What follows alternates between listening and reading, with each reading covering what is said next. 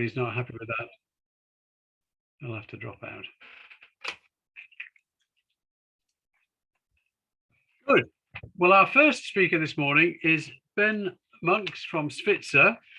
Ben qualified in 2018 as an officer of the watch, but there's more up-to-date news. And I'm going to embarrass Ben now by saying and congratulate him on achieving his master's certificate just last week.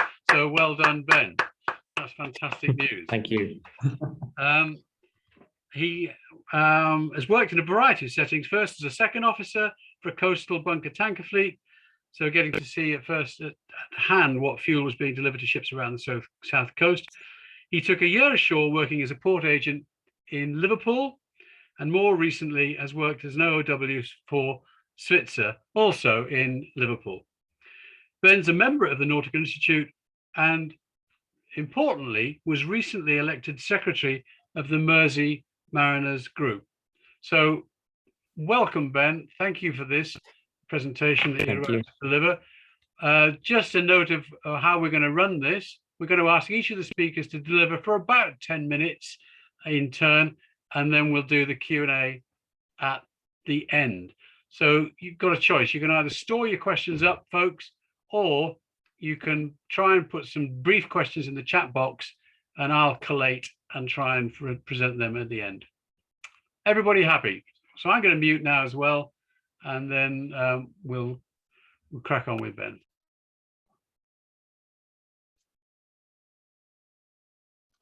Brilliant. So, hi everyone, my name is Ben. Luckily today, so I'm going to be taking you through the first few slides, and I'm joined by our Svitzer's head of decarbonisation, which is the team here. So if there is any questions and I can't answer them, it's great that someone else can.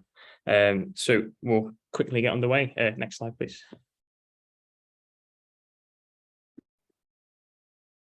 There we go. So as some people might know, Svitzer harbour towage, that's what we're based on. As you can see by these on the screen, the white coloured in bits of where we are, where we operate. 120 ports, 273 vessels and harbour towage, and terminal towage, 27 terminals and 179 vessels. Next slide, please. So as we know, the main reason we're here today is to talk about decarbonisation. Tugs use a lot of fuel and very carbon heavy, so it's within our idea to lower carbon, and that's why we've got this wheel here. So the first three we'll focus on is sustainable marine services, so which is our core that we deliver every day, but we also want to decarbonise our own operations. Green ports, we're going to try and utilise our global presence and increasing expertise to support the mid to small ports in their decarbonisation journey. Data and digital solutions, delivering product based on data to drive improvement and value for our customers. Passion for the customer, put the customer at the centre of everything we do, listen to more of their needs and wishes. Thriving people, as we've got 452 vessels within the fleet around the world, it's also very focused on the people that crew that, such as myself. And the pragmatic innovator, explore the ideas, entrepreneurship that reside in our own organisation to find new solutions to known and unknown problems. So next slide, please. So we'll walk through Svitzer's decarbonisation strategy. So next slide, please. So put it in perspective, we've got 452 vessels across the whole fleet. So in 2020, that was 273,000 tonnes of CO2 emitted, which is 83.6 tonnes of marine gas oil across. Next slide, please. So what we want to do is reduce that. So the idea is by 2030, we want to reduce the CO2 within our fleet by 50%. And by 2040, we want to go fully carbon neutral.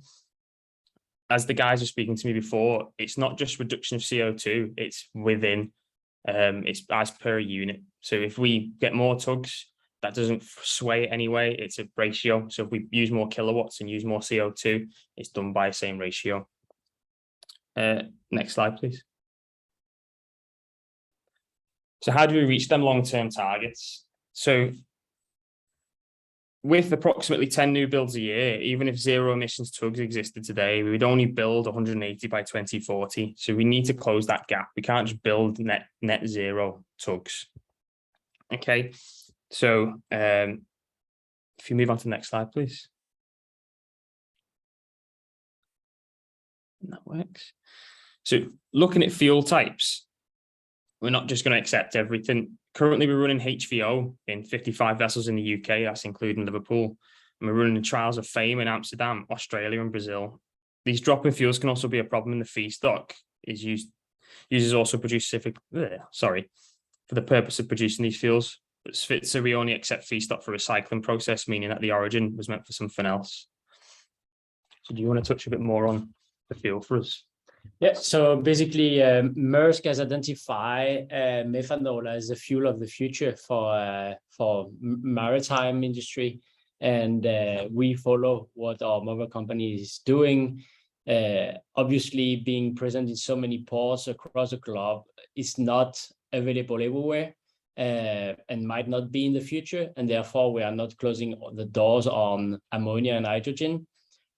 As Ben was saying, we are working already with HVO, but as we know, the feedstock will become a limitation going forward, and therefore there is also a potential that now when SAF for the aviation industry and other players into the maritime industry use more HVO, the price will become a limitation and the accessibility as well.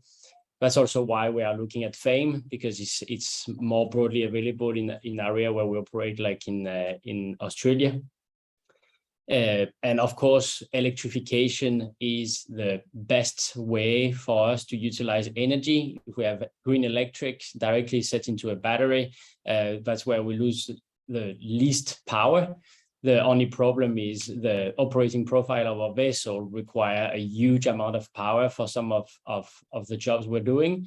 And in some cases, like where we work here in Liverpool, when it's very tidal and we have a lot of jobs back to back, we don't have the opportunity to recharge the batteries in between. So that's only where it will make operationally sense.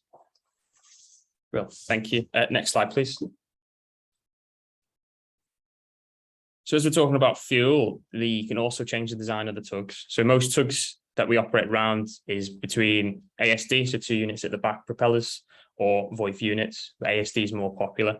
So Svitzer came up with this new idea of transverse tugs. Instead of having the 2 units at the back, we've got units ahead of each other. So they're both 360 azipods, so the vessels like that, which, as it says on the screen, it allows up for a 40% reduction in fuel. So you can run around, instead of running around with just one engine, you can run around with with 2 engines. You can run around with one until you need to use the 2 for the job. So we could, for demobilization and mobilization, which is the bits getting to the job and bits getting away from the job, you can use less fuel, which is the idea. The main idea with Svitzer is we can't say, well, we'll use less fuel when we're on a job, because if the pilot needs 100%, we've got to give them 100%. We can't just go, well, no, we can't. We're carbon neutral. So we need to think of other ways. So the way for mobilization, demobilization, that's the way we're looking at that. We're working with engine manufacturers on retrofit existing engines to dual fuel, high performance dual fuel, and 100% methanol. So the ships and the tugs that are still good within the fleet, we're looking at fixing them and changing them to make it better and fuel economy. Innovations such as side drive to mobilize and demobilize on a single engine, as I should have read ahead. So we're looking at driving around on one engine, and then when we need to for the job, we'll use 2. Next slide, please. So following on from that, so we need to, as well as changing the infrastructure and working with the tugs, we need to also change the behavior of skippers and crew as well. So we've got a policy in now which is aim for 8. So between mob and demob, so mobilization and demobilization, we've got an aim for 8. So if you're in the river moving towards a job, so you're going towards a tanker, we'd say if you aim for 8 knots, the reduction in the CO2 to the atmosphere is so much better than it would be if you were going around with a stick bent. Shore power, so when the tugs come in, we won't be using the generators, we use the shore power, so it's not using as much CO2. And we're going to upgrade the onboard equipment, which is happening across the fleet, so changing from normal normal lights to LED lights. The masters are also getting retrained and being told how to drive more fuel economically. So that's working with the simulators and we're working how to drive more eco. And new digital products allow them to monitor, measure, and analyze and take actions so that tug crews can see how their last job went. And if it didn't go so well, you can then work with that and then work to make it better for the fuel economy. And that would be me. Whistle stop tour. Thank you. So if we've got a couple of minutes, I could just touch through these. So this is what Port Monitor looks like. So for us, if you go to the next slide. So what it is, it's showing that the job. So for example, tanker 1, and you can see the 2 ships, the 2 tugs next to it, and you're seeing what the fuel is, what the speed is. Have you gone over 8 knots on your mobilization or your demobilization? Where can you do better? And this is all done by AIS. So it picks it up and then it tells you how economical you were on that trip. So yeah, thank you. And then the rest are just case studies. So we won't touch on them. Thank you.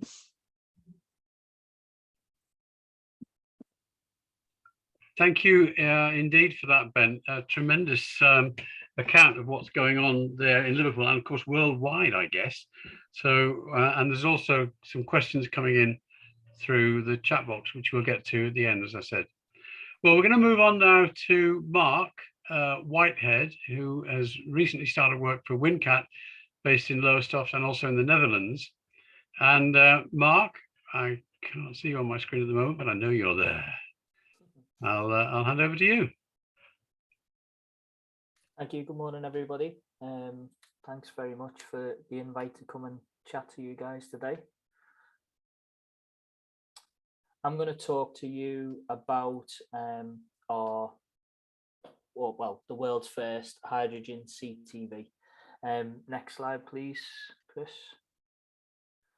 Okay, so just a quick introduction to who Windcat are. Currently, we're a dedicated CTV supplier, and I think we're one of, if not the longest serving CTV supplier in the renewables industry. We've been going since 2003, and we design, build, and then obviously operate all of our own vessels. And we've gone through 20 years of different designs, mainly centered around the same original catamaran design. We've got about 200 offshore crew with 65 onshore employees from a range of roles to commercial, engineering teams and operational teams as well. Currently, we've got 52 vessels operational in the water, and we've got 3 vessels that are under construction that will be completed by the end of this year. We have our joint venture partners in Germany and France who operate in those local markets there. And again, you know, our track record is based, we've done around about 2.3 million personnel transfers. And since 2020, we're a part of the CMB group, which some of you may know. Next slide, please, Chris. So I was told to keep it brief. So this presentation isn't very technical, which is that's a good thing for me because I'm not the most technical person anyway. And as a company, we've got lots of initiatives ongoing to reduce our impact on the environment. But I guess this one is the big one for us to use hydrogen as a fuel source. So why hydrogen? I think it's important to note that what's right for our application might not be right for others. It's likely there's going to be a number of future fuels that will continue to be developed over the years. And as we've just seen in the last presentation, there are a number of fuels that are being trialed within different companies, different industries. And we're seeing ourselves within our industry that it can be quite difficult to see which one is going to fit the right operation. And I think it's really key to understand that there probably is not going to be no, you know, right answer for the future. For what works for our application is the hydrogen concept, because it fits our operating model. And we also believe that it has a critical role to play in decarbonising the industry. Next slide, please, Chris. So to look at what the impact is, we can look at the impact in two ways. Firstly, the impact to the environment, and then the impact to the operation. The impact to the environment of green hydrogen is obviously very good, and thankfully the impact to the operation isn't that great either. So it seems like a good fit for these types of vessels. I'll come to some on the next slide. You'll be able to see some of the carbon savings. So we'll go into a bit more detail on that. For us, in terms of not yet. For us, basically, as you look at the picture there, very similarly, it looks just like a normal CTV. The main changes to the operation comes down to space and obviously some extra safety measures. You know, double walled fuel supply lines, extra alarms, and a little bit more training that's involved with the crew. The biggest impact to the operation is the space you need to store the hydrogen. Obviously, you need much more hydrogen than you would do, you know, your general MGO, and that's why hydrogen itself probably isn't a good fit for long haul deep sea going vessels, because you know they'd need a ship bigger than what they've got to store the fuel to get to where they need to go, and wouldn't be able to take any cargo. But because our vessels are running in and out of port each day, this solution works for us. We're also working with our sister company, CMB Tech, and engine manufacturers, MAN and Volvo, to develop this concept further. So whilst we've got one hydrogen vessel in the water at the moment that's operating on a couple of different wind farms, all of our new vessels will have this new technology on, using the IMO Tier 3 engines. Okay, next slide, please. So the carbon saving there, it's worth noting that obviously at this moment in time, this isn't 100% green because we just don't have the hydrogen available to go fully hydrogen. So what we do is we use the hydrogen to inject into the diesel, which gives us, you know, a fair reduction in CO2 emissions. So what we're seeing currently is between a 30 and 40% reduction in emissions in the way we're operating now. And as mentioned on the last slide, we're already working with our engine manufacturers to increase this to somewhere in the region of 60 to 80% savings on carbon emissions. And obviously our overall goal is to go as a fully monofuel status once the supply chain catches up. We've made that as a conscious decision to keep as a dual fuel and work out ways in which we can reduce the emissions while still using MGO because of the supply chain issues that we're finding. If hydrogen was readily available, then yeah, we'd fully switch over to hydrogen as a monofuel. We are playing an active role in developing the supply chain. We're working with a company called Conrad Energy, in where we're trying to produce an electrolyzer in Lowestoft, and basically we're working with all of our clients within the renewable industry to try and educate and how we can sort of produce hydrogen offshore directly from the turbines themselves. That'll obviously be quite a big game changer, as it'll mean CSOVs and SOVs will be able to run hydrogen for significant periods if they have the availability to bunker offshore.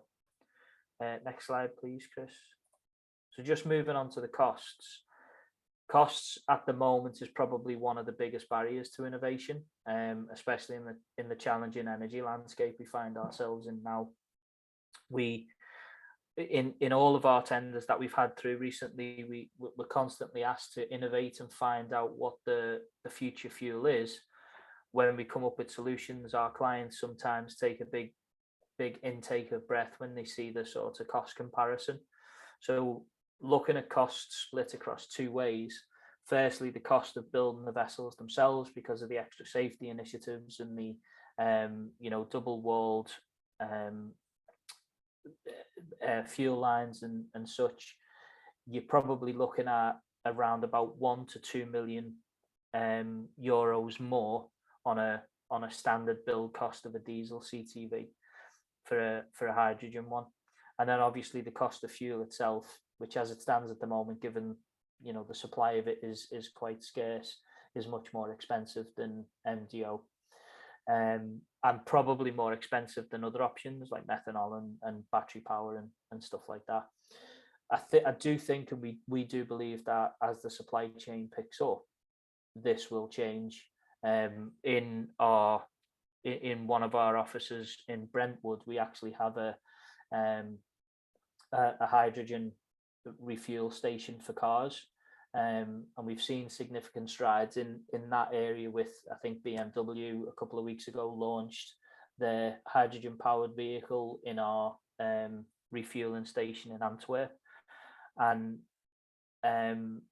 we're sort of starting to see now that the cost for refueling a hydrogen car it's not quite there yet, but it's getting close to the similar price point as if you were filling it up with diesel. So as that supply chain ramps up, we'll start to see those costs come down. Next slide, please. So hydrogen as a fuel, we believe is inherently safe due to the fact that hydrogen is 14 times lighter than air. It obviously diffuses upwards at a much higher rate than what any other gas will diffuse to, or any other fuel for that matter. And the tech itself is based on standards that we've used within the industry. And we've been working with our crews to understand the systems from a maintenance and safety perspective, and we've added some extra safety checks along the way. Just like anything new,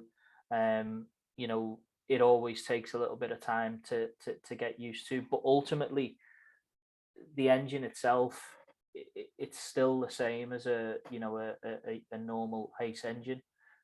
So in terms of what training have we had to do to actually maintain them, it's not been that much. It's just small amounts. The big changes has been around the safety of bunkering and some extra procedures that we've had to put in place for that. Next slide, please, Chris.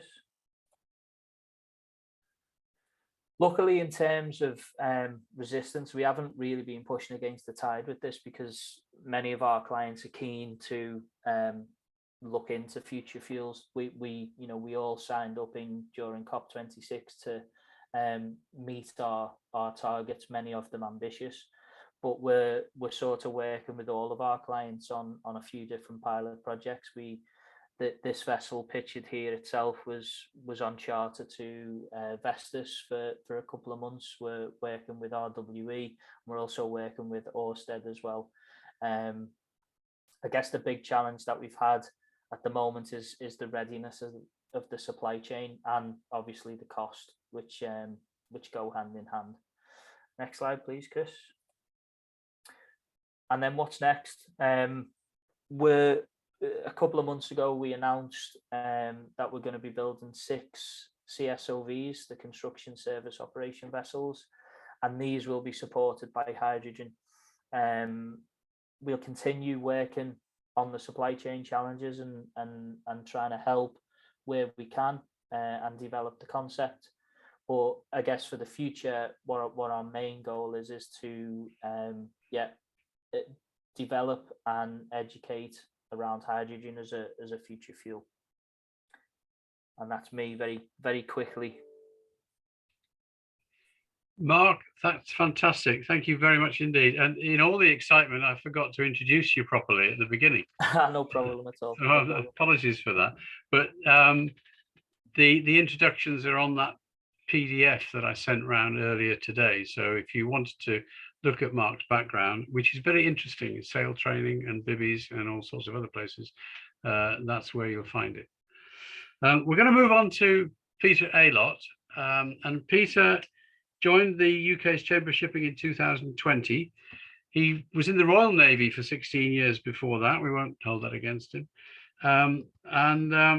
He then joined commercial shipping as a chief operating officer, leading a global marine offshore services company, specializing in bespoke vessel and crew management, as well as DP consultancy and training. So we're really, really pleased that the Chamber is taking part today through your good offices, Peter. And the floor is yours, sir. Thanks, Chris, for that welcome. Very kind of you. And good morning, everyone. And really pleased to be here. I don't have the same sort of great pictures and interesting prototypes and new designs and new use of digital technology to improve operations and make them more efficient, and the transition towards decarbonised fuel systems for vessels. And it's really interesting to see the smaller vessels leading the frontier, if you like, into actually delivering today these sorts of fuels. But picking up on two threads, one from Mark, actually, which was really interesting, was the cost base. I wanted to talk a little bit more about what's happening in the big regulatory piece that the Chamber influences in terms of policy development, and how we're going to encourage the world, if you like, to move towards a place where those fuels, hydrogen, methanol, which is quite cheap anyway, but not as cheap as diesel, marine gas oil, ammonia, batteries, and even potentially nuclear, how we can incentivize shipping operators to move towards those fuel types. And I'll be very clear, the Chamber's agnostic about fuel types. I think you heard a very good explanation from Mark about the challenges of hydrogen in terms of energy density. And clearly, if you're going to move a container vessel from China to Europe or America, you're going to need a different approach, because there simply won't be sufficient space on board a vessel of that size, say 20,000 TEU, to carry sufficient hydrogen for one voyage. So either you're developing new bunker stations offshore or in ports, or you're looking at other fuel types. And I think we are going to see a big change. So we've had the revolution from sail to oil, and in the future we can. And now we've had, not in a complete revolution, but an evolution from oil to gas in terms of LNG and how that's being used in a plethora of vessels at the moment. But we're also going to see a change that's going to come forward, where there'll be many different types of fuel. Some of those vessels will carry, as you can see in the picture, sails, and I can see on the long distances and the trade routes that being particularly interesting. Other vessels are going to use batteries and hydrogen, particularly on short haul or where you need a relatively high power to weight ratio. And then the long haul is going to be looking at the options of nuclear, ammonia, and potentially dual fuel options. And one of the interesting points, I think, just before I get into my slides and talk about the regulatory piece, is on dual fuel. There's two parts of dual fuel. We think of dual fuel being old-fashioned, perhaps MGO and a new fuel, and having the capability in a vessel to use either. But the other option is to use mixed fuel. So if you take a Windcat vessel, and please, I'm only using that as an example, nothing else. No suggestions here or great options. But there are a number of vessels now, particularly in the heavy industry construction side of things, are using hydrogen with a diesel mix, which is hyper efficient and uses far less diesel. So effectively, you're burning a conventional combustion engine is going to reduce its CO2 output significantly by using a hydrogen mix. And I think we'll see more dual fuel vessels where you've got a new fuel mix on one side and an entirely new fuel mix on the other side, rather than a more conventional diesel option, MGO option, and then a new fuel mix. So it's really interesting times in the technology piece. A lot of it for some people is quite challenging to grasp, but it's really, really interesting. So now I'm going to talk about market-based measures. So Chris, can I go to the next slide, please? So I'm sorry that the slide's mixed up at the top. A market-based measure, what do we mean by one? Well, as Mark very elegantly explained, the cost of new fuels is a lot higher than conventional fuels. And part of that's scale, obviously, and part of that is how they're produced. So most hydrogen these days is what we would call brown or grey hydrogen, which is manufactured using a carbon-intensive process. We will move towards blue and green hydrogen in due course, which is generated from renewable sources. and is therefore entirely green. So it's, if you like, we talk about well to wake and tank to wake. The manufacture and delivery of those fuels does not cost a big carbon footprint. Now, in a market-based measure, what we're trying to do is encourage the move towards these fuels. And without it, people will still use conventional fuels and will conduct the transfer. Now, it's really good to see the likes of Windcat and Svitzer already moving in that direction, but that's at a cost to them and therefore a cost to the customer. What we're trying to do with a market-based measure is bring in a commercial intervention that marries up, or it makes an equivocal statement between a conventional fuel and a new fuel. So if we take the view that the future fuel, we're agnostic, so there are lots of different fuel types, and they're all going to have a different cost base. Nuclear will be very expensive up front, very cheap to run. Hydrogen at the moment is quite expensive to produce. Ammonia isn't so expensive to produce, but it's got a lot of issues in how it's handled and how it's managed, which increases cost. So we've got increasing costs. What we're looking at is developing something called the Emissions Trading Scheme, an ETS, which you may have heard of. There's one that exists in Europe, there's one that exists in the United Kingdom. But at the moment, they don't include shipping, or the EU has just started to include shipping. And once we bring shipping into that piece, within this emission trading scheme, one has to buy allowances to burn fossil fuels. You don't have to buy allowances to burn fuels that don't have a carbon footprint. So consequently, what you're doing is saying you're going to have a vessel that is conventional and it pays for its marine gas oil. And on top of that, you have to purchase allowances to use that fuel. At the moment, that is required in the EU, but it's based on an annual round. And so the actual allowance purchases or demarcation won't be required until 2024. The UK is bringing shipping into the ETS in due course. It's anticipated that's going to happen, and that's likely to be by 2025. And this will basically mean to all those companies that aren't so forward-thinking as Windcat and Svitzer, that they're going to have to get into this piece and start buying vessels and operating vessels that have new fuels where they aren't paying for allowances, or old-fashioned fuels which do require allowances. And eventually those allowances will become inordinately expensive, and therefore people will have moved towards the new fuels. But clearly we want to do that in an ordered process so that we don't end up with shipping that is either very expensive because the cost of shipping will increase, or it prevents the usual lifeline services required in various parts of the world. Next slide, please. So how, again, I apologize, my slides just slightly gone skew-whiff at the top, but what we're talking about is progress. So what is actually happening at the moment? Well, the Chamber of Shipping, Chris challenged us in these presentations to say, what are we doing and what's happening? And the two previous speakers have very elegantly explained what their companies are doing and what direction they're going. So my organization doesn't own ships, but we have members that do. And it's on the behalf of all those members, which interestingly does include Svitzer. We are asking the government to introduce a measure like this, because our view is that we won't decarbonise without it. We've delivered a study to show how the benefits operate and how it would work. We're calling on the government, which is delivering its second Clean Maritime Plan this year, to introduce an MBM. It's very clear at the moment, as Mark explained, that the supply side of these new fuels is unclear. So many companies are already going ahead. They've got vessels being delivered or have been delivered and operating them in this piece, but they're very inordinately expensive.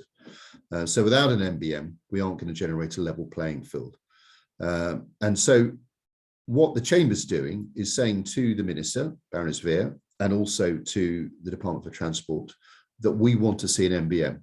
We want to make shipping slightly more expensive, but what we want to do is ensure that shipping contributes to the 1.5 degree reduction in the Paris Treaty, and that by 2050, we will have a net zero shipping operation in the United Kingdom, but also in the world, because shipping is international.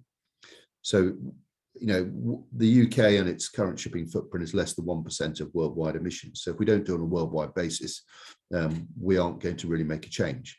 So it's incumbent upon us, the Chamber of Shipping, to influence other associations, other organisations and other countries to do the same thing.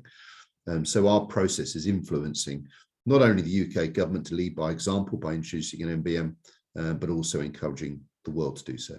Next slide, please. So the Clean Maritime Plan, I'm bringing this up because it's a UK-centric thing. Some of you will be aware, IMO this week, there are discussions going on ahead of the Marine Environment Protection Committee that meets in July to establish a levy system or a fund and reward system. And that's coming in, I think, in due course, but it will take some time because the IMO having to get 175 states to agree to how this process will go forward is overtly political and difficult to generate these changes quickly.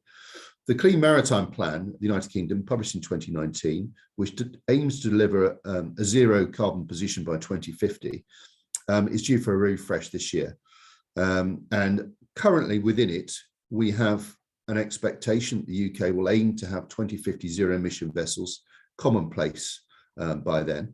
2025, some of you may be aware, the first zero emission vessels will be operational, and some money, £77 million has been set aside in match funding to help companies bid for that and to deliver those first zero emission vessels. And we can see Wingcap will be there, and Svitzer and other companies too. But I think the key bit, and the bit that's really challenging, is the supply side. So we can increase the costs of these things by bringing market-based measures so that we have parity between fossil fuels and we have and new fuels.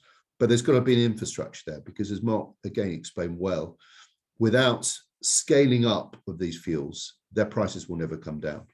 And I think we're all very aware of how much cheaper wind generated electricity from the North Sea is compared with where it was 20 years ago. We'll see the same when we see scaling up of hydrogen, scaling up of ammonia, methanol, etc. We're going to see the first two methanol vessels in the United Kingdom this year, both very small feeder container vessels. I'm not sure if one's coming to Liverpool, but we'll see two at some stage.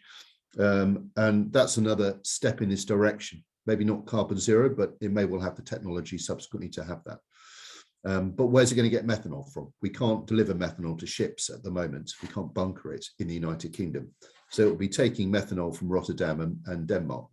We want to see that in the UK. So by 2035, we're looking and asking for the infrastructure to be in place to support zero emission vessels within the usual UK maritime clusters. The UK isn't a major bunkering nation, but there's no reason why it shouldn't be, because we're so rich in renewables. Now, it's interesting, isn't it, that zero emission hydrogen based CTVs might be taking their fuel from source at a renewable site offshore, and we may well see more of that. But at the moment, those things aren't being discussed and being planned, and they need to be. And so our second ask within the Clean Maritime Plan is for that infrastructure to be put in place. So that's one part of many streams that the Chamber's working on at the moment. We've been working very heavily on carbon intensity indicators, the carbon footprint and operational measures and technical measures for ships and new builds. We're working very hard on market-based measures to catalyse and speed up the process of ship owners moving towards zero emission fuels. We've got one or two other projects going on, like single plastic charters for passenger vessels and other vessels. But what we're not doing, obviously, is working on the specific fuel types, because we leave those to the operators. So that's my piece done, Chris. Thanks very much for the opportunity. I look forward to any questions.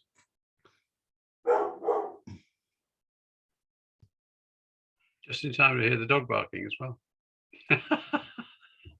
Fantastic. Peter, thank you so much for that update on the Chamber's work. And I think it's very heartening to know that, I mean, there's such, you mentioned briefly all the different work strands at the end. And I think it's very encouraging to hear about those work strands. And I hope the message can be promulgated, loudly to everybody out there. We do constantly, the shipping industry does get an awful lot of bad press, and it's nice to know that we're not standing still. We are trying our hardest to get things changed. Right, well, we're going to move on now to, let me just shift the slide. We're going to move on to Jay Illingworth. Thank you for joining us at such a late hour for you. I think it's about 8 hours difference, 7 or 8 hours difference, from Fremantle in Western Australia. He completed his undergraduate studies in marine science and then has pursued pathways in oceanography, as this is a long-standing area of interest to him, greatly influenced by Perth's proximity to the Indian Ocean. In recent times, Jay spent time at Fremantle, where he's expanded his interest in hydrography. This consumes much of his time in his current role as port hydrographer. Over the last 12 months, and I have an interest to declare here because I was Jay's supervisor on his MSc that he's just completed, but he's advanced his knowledge through a study of emissions from internationally trading ships visiting Fremantle. And following his completion of that MSc in Sustainable Maritime Ops in 2023, just a few weeks ago, the future involves the implementation of policies designed to reduce emissions from visiting ships. So I think this is probably a first for Northwest England and North Wales seminars to have somebody live. Oh no, it's not a first, because we had our president speaking from Australia a few months ago, last Christmas, in fact. But it's a second, Jay, and a very worthy one. Jay, welcome. Over to you, sir. Thank you, Chris. Thank you to Nautical Institute for allowing me to present this evening in Perth, morning over there, of course. So, Jay, sorry yes, to interrupt. Are you able to put your camera on by any chance? Just so we can see you. That's better. We can see you now. Thank you. Hello. So, thank you again. As you can see there, I'm Jay Illingworth. I'm from Fremantle Ports in the southwestern corner of Western Australia. The image that you can see there is of the port limits. The area incorporates approximately 380 square kilometres within the port jurisdiction. So next slide, please, Chris. So just some background information. The World Port Sustainability Program, which was set up by the International Association of Ports and Harbours in 2017, has adopted the Greenhouse Gas Protocol's guidance for classification of greenhouse gas emissions into Scope 1, 2 and 3. The Scope 1 emissions are from the port direct sources for the control of the port, such as the vehicle fleet, building sources and port operated cargo handling equipment.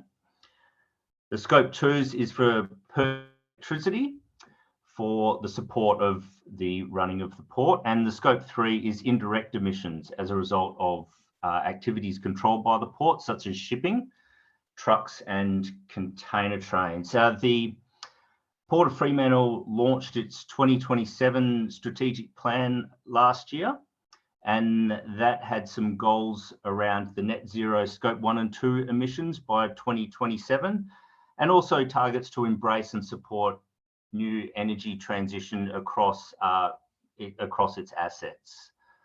So just next slide, please, Chris.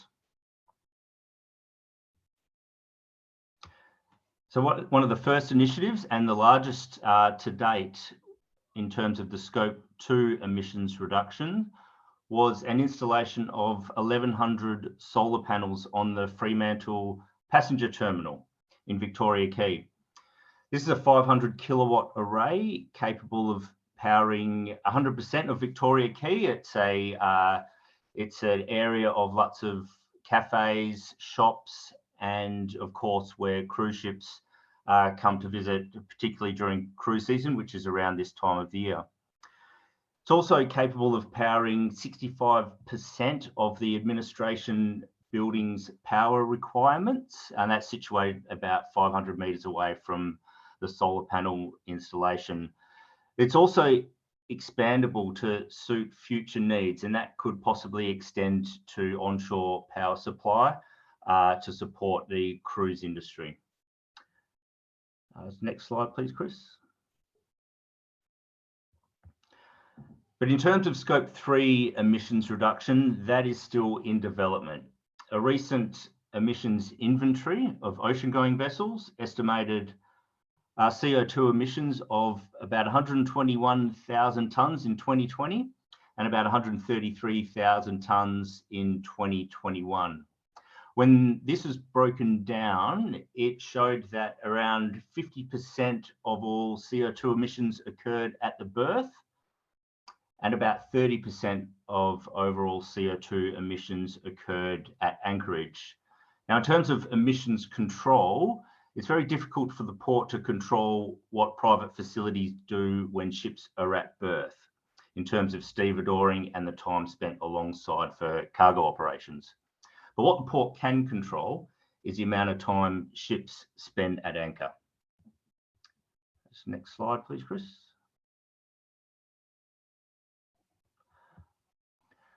So when these results of the emissions inventories were broken down further, it found that bulk carriers were the main contributor to emissions, particularly at anchorage. The results indicated that bulk carriers on average were spending about 174 hours at anchorage per visit. This is about 54.2 hours in excess of the wait time targets for the Port of Fremantle controlled facilities, where it's attempted to restrict the anchor wait time to about a maximum of 5 days or 120 hours. So for this to occur and to reduce the time at anchorage, it will require better planning to ensure ship arrivals coincide with availability of berth, channels and nautical services such as mooring. It would also require the VTS, Vessel Traffic Service, to be able to track vessels while they're incoming, provide updates of arrival times and availability of berths and resources. That would include tracking through AIS or Inmarsat-C, SAT AIS. Next slide, please, Chris.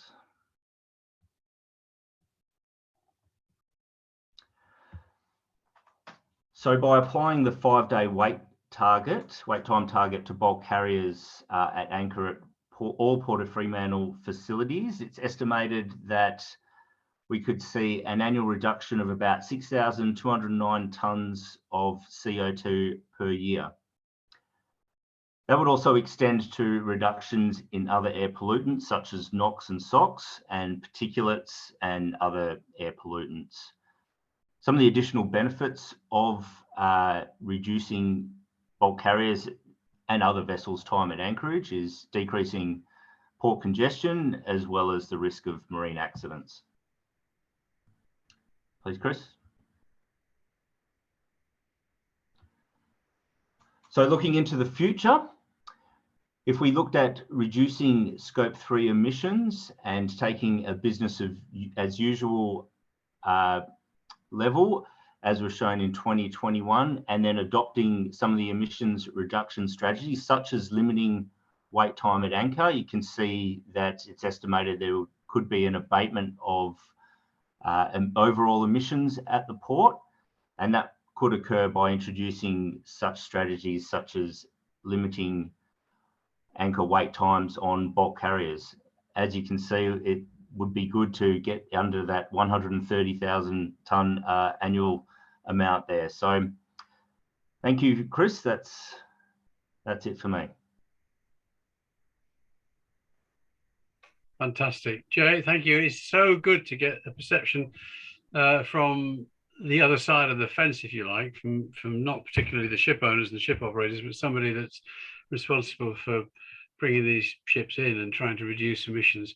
And as you pointed out, it's quite difficult to influence the ship owner and the ship operators from a shore position, but you're doing what you can in along those. And I know there's a couple of questions come up in the chat box, which will put you on the spot regarding how we're going to achieve that. So I'm going to get rid of the share screen and come back to the full screen there.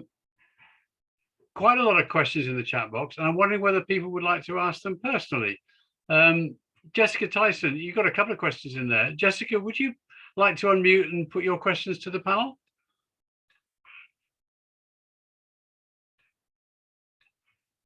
Hello, sorry, I couldn't, I was trying to find my unmute button. I've got what I've actually written. Well, you were asking about biofuel not being, why is biofuel not being viewed as a long-term solution, merely as a transition fuel? Yeah. That was your first question. And I think that was actually directed at Ben early on in the presentations. Ben, would you like to come back on that one? Why is it biofuel not a long-term solution, merely a transition? I think it's best for you to answer that one, not me. All right, so just very quickly, my name is Gregory Weinfeld. I work for Svitzer in our headquarters in Copenhagen. I'm not the head of decarbonization, but I report to him. I'm the program manager. So why we have identified biofuel only as a transition fuel, it's because of the lack of feedstock that we will see in the global market to actually produce the amount of biofuel that will be required if everybody was starting to use it. Currently, our own prediction is that HVO will reach around $3,000 per metric ton in the next few years. And that's also not really something we can ask our customer to pay when MGO will be around 700. So we need to find solutions that are sustainable both for the environment, but also for our core business. Right. Thank you for that. Anybody want to come back on that? Put your hand up or just unmute and speak. Okay.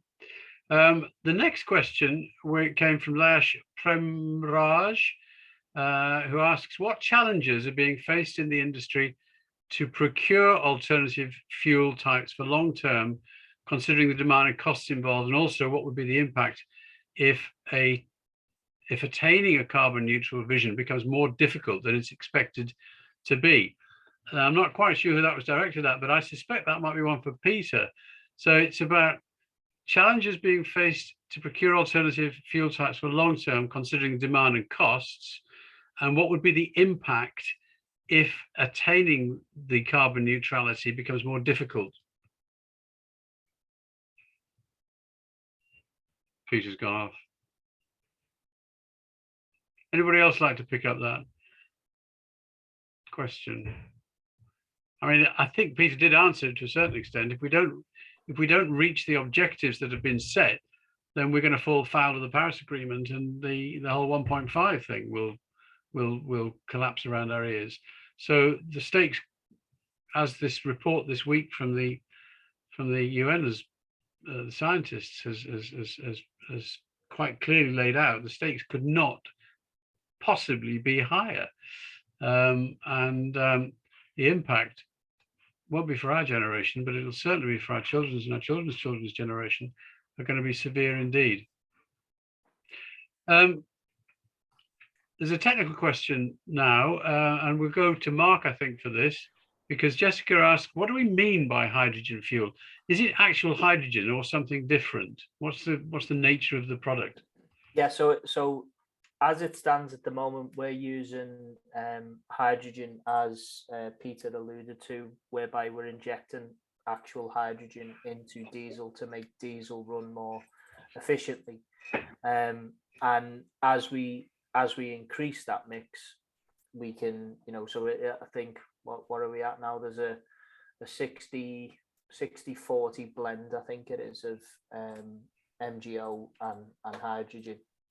And as hopefully we'll keep increasing that mix as we develop the engines. But it's as green as we can get hydrogen. Is hopefully that answers the question.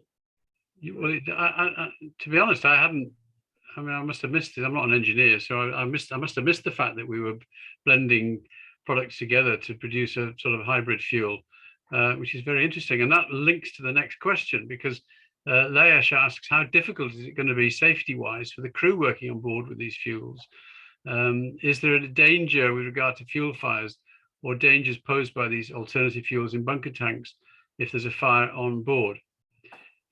He just wants to know whether or not it's going to be more dangerous than it is at the moment. And anybody care to comment on that? I'm happy to comment on that. I think first and foremost, with any new technology, there is always a sense of increased danger around it. The truth of the matter is, what we've seen is that there isn't really any increase of danger with these future fuels. Obviously, I'm not talking about ammonia or or things like that, because they do, you know, they do have a bit more of an increased danger around them. From what we found, it all comes down to just a small extra amount of training that's needed in terms of how we're handling these fuels, and some extra procedures in place, and that's literally it. Jessica asks a commercial question about how do we balance the extra investment, and how do we sell that to ship owners and business and ship. And I know Peter addressed this at some length with his market-based measures that they're trying to get the government to introduce. In other words, trying to make it more market appealing for ship owners to switch. But I wonder whether Jay would like to come in on this one, because you're trying to influence ship operators and ship owners from a position of a port. Just tell us how difficult that is. Can you repeat that, please, Chris? I was wondering what difficulties you're finding, because your role is trying to influence ship operators and ship managers, sometimes at a distance from the port. I mean, Jessica also asks later on about, does this involve slow steaming? So you're trying to influence ship operators to change the way they manage and operate their ships. Can you give any indication how difficult that might be? How tricky is that? It's incredibly difficult. To implement a policy such as restricting time at anchorage, it involves looking at all the contractual arrangements to do with the chartering party agreements, all of the agreements with terminals. There's a lot of private terminals in a port like Fremantle especially. It will require all of renegotiation of the terms and conditions around the delivery of ships and pilots and services around that. It's so many moving parts in terms of, and when you factor in ship owners, from a global perspective, we've got Maersk or Svitzer or Maersk in the room as well, but having those conversations on a global, it reaches a global scale. It's very far-reaching, and there's a lot of moving parts, and part of the issues that we have, what I've observed in Fremantle, is having the compatibility in port. So if it's a chicken and the egg thing, what happens first? Is it the ships that come in with hydrogen power and then require a bunkering facility in port? Does the port offer that first and then the ships come, or do the ships just start coming with this new technology on board and then expect the port to respond to that global trend? So yeah, at a global level, yeah, it's a great discussion and huge, and yeah, it's really interesting to see how it all goes and what ship owners do over time. It sounds, I mean, there's so many different factors coming in there, aren't there? Not just logistics and commercial matters, but politics as well, I guess, both locally and internationally. And well, more power to your elbow, and I hope you are able to influence people along the right path. I mean, do you have any experience with your colleagues at other ports in Australasia? I mean, are they suffering the same in terms of trying to get these things passed through, or is anybody, doing the same thing as you're doing? And if they, what situation are they in? Yeah, there's some ports in Australia are, I'd have to say, perhaps more advanced than a port like Fremantle. Over in the east of the country, the port of Newcastle have introduced, and this goes on to Captain Jessica's question as well about the managing arrival times of bulk carriers to ensure that they're coming in and not needing to anchor for extended periods. So it's just better planning from a port and supply chain perspective.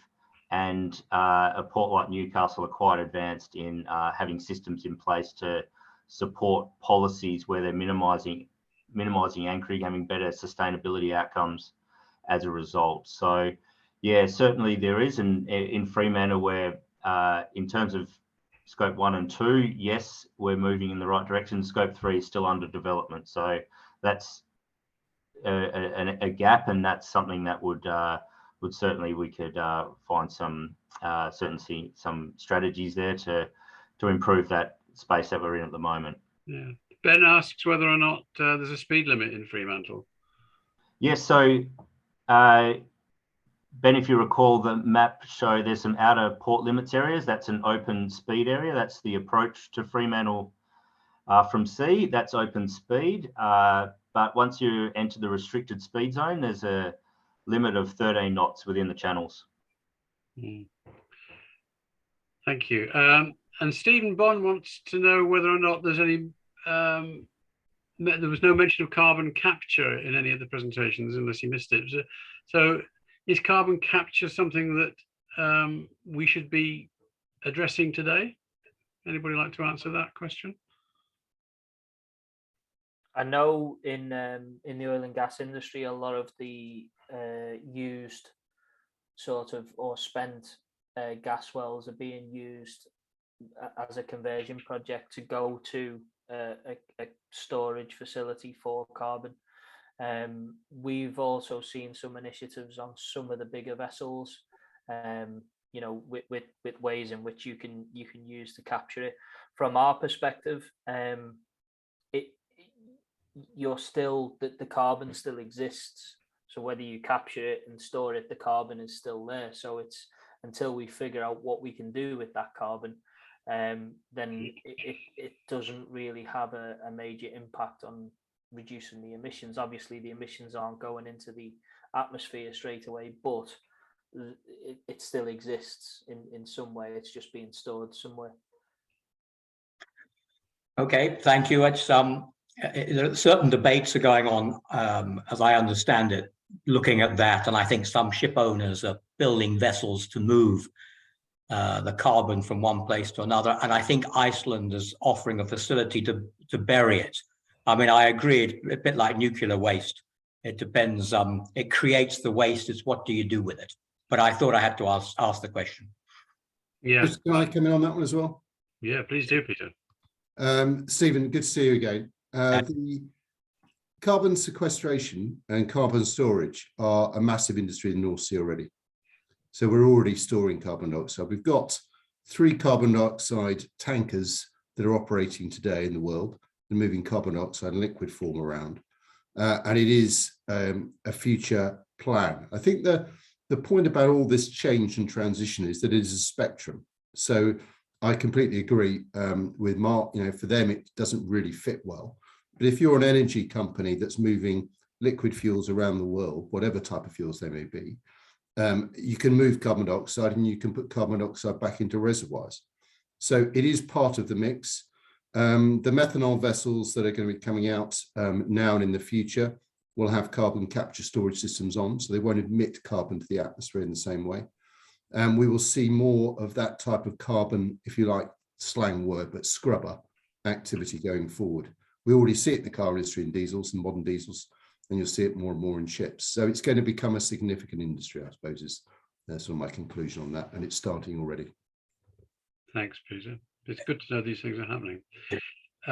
Just going back to the speed for a second, Jay, Ben wants to know if there's any indication that those speed limits might be reduced to try and save emissions.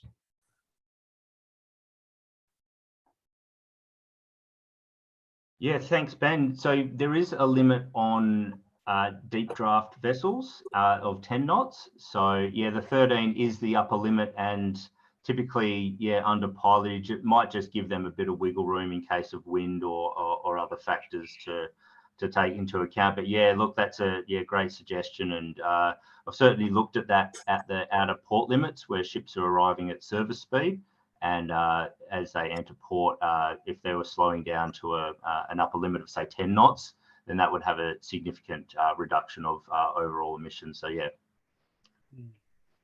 So can I elaborate just a bit of why we're asking this question, if that's okay with you? Yeah. So basically, as Ben was mentioning, we have developed our own system to actually utilize AIS data to monitor every ship movement into port area, And based on that, we can estimate the emission that they have. What we have seen from our own operation, having done trials, is that the most efficient speed for a vessel to deliver the service is 6 knots. That will be on the emission wise the best, but it will be too slow to service all our customers. So we have looked at 8 knots, which is still, you know, a sweet spot between what is operationally acceptable and on the emission, but is not increasing exponentially. But in ports where we have speed limits around 8 knots, then our efficiency is close to 100%. Where in ports where there is no speed limit, then impact like we could have in London, then suddenly a drop of 10, 20, 30% in efficiency because of the speed that we're having can have a huge influence. And we're talking thousands of tons of CO2 just in mobilization. As tug owners, it also means that when we have ships, large ships coming in with high speed, that also means we require a lot more power to slow them down.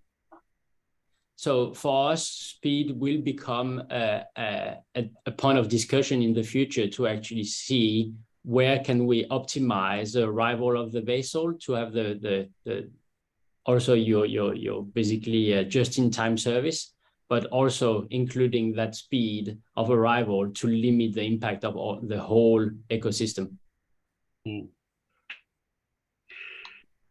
Gentlemen and ladies, we're coming to the end of today's presentation. Has anybody got anything else that they'd like to put to any of the panel members? Well, it just remains for me to, on behalf of the branch, to thank Ben, Mark, Peter and Jay for a fantastic presentation this morning. And it certainly improved my knowledge in a couple of areas and so important, as we know, so important. So thank you on behalf of the branch. Well done, you guys. Thank you very much. Chris, can I come in about that meeting tonight? Yes, please do. So if people have got the paper and pencil together, the meeting is from the Arena Southwest in Liverpool, and the Zoom details I'll give you in a second. The title is The Challenges of LNG Bunkering, presented to Mike O'Rourke, Consultant Marine Engineer, Waves Group Limited. And the meeting details are 813-5078-4766. Hope you got that. The passcode is 258068, and it starts at 6 p.m. GMT. So what I'll do is I'll go back through my emails, and I must have, sorry, I've mislaid that one. I'll find my emails, I'll find where it was that you promulgated it, and I'll get it round to the branch. So people will have the link as well that way as well. Yeah, okay. Thank you very much. Thank you.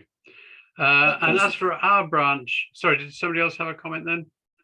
I just said thanks for that, Chris. If I get notification, I can get it around my branch quickly for this evening. Cheers, Gordon. Looking ahead to our next webinar, we're coming together again on the 20th of April, when Mark Rawson from Oldendorf Ship Management Company will be addressing us on that topic of ship management, ship and vessel management. So I'm really looking forward to that one. That's Mark Rawson on the 20th of April, and there'll be a flyer coming around shortly about that one. So once more, thank you to our speakers today. It's been a great morning, and I wish you all the very, very best. Thank you for logging on, and goodbye for now. Thank you. Goodbye. Bye to all. Many thanks. Bye.